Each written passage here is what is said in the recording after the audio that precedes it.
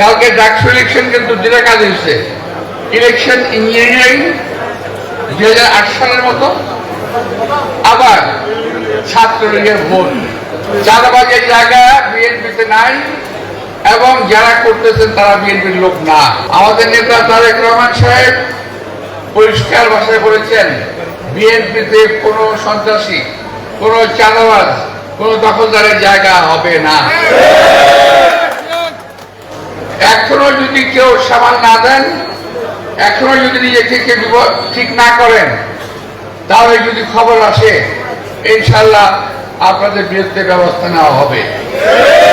তার মনে রাখতে হবে, বিএনপি স্বাধীনতার ঘোষক শহীদ রাষ্ট্রপতি জিয়া রহমানের দল।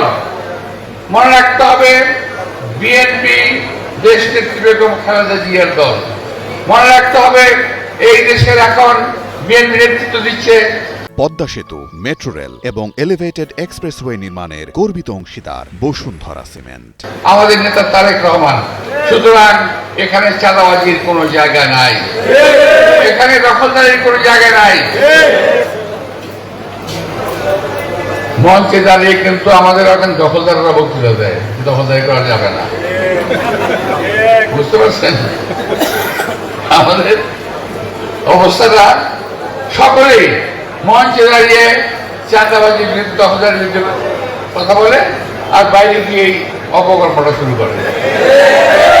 তো এখন আমরা এই ধরনের লোকগুলো কিন্তু আমরা চিনি, আমরা জানি। সাবধান হয়ে যাবেন, চাঁদাবাজের জায়গা বিএনপিতে নাই এবং যারা করতেছেন তারা বিএনপির লোক না। তারা বিএনপির লোক না, তারা যুক্ত হয়েছে বিএনপির নাম দেয়। তো ভাইরা, কালকে ডাকসু ইলেকশন থেকে আমাদের শিক্ষা নেওয়া উচিত যে কিভাবে কালকে ডাকসু ইলেকশন কিন্তু দুটা কাজ হয়েছে।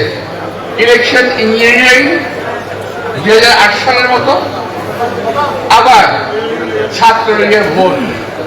দেখেন এরা কত বড় মুনাফিকের দল। এরকম দেখেন, এদের কারণে 2008 সালে নির্বাচন হয়েছিল। দেশ নেত্রী বেগম খালেদা জিয়া নির্বাচন করতে চায় নাই, জোর করে মুজাহিদ সাহেব আল্লাহ তাকে বেশ নসিব করুন নির্বাচন নিয়ে গেলেন।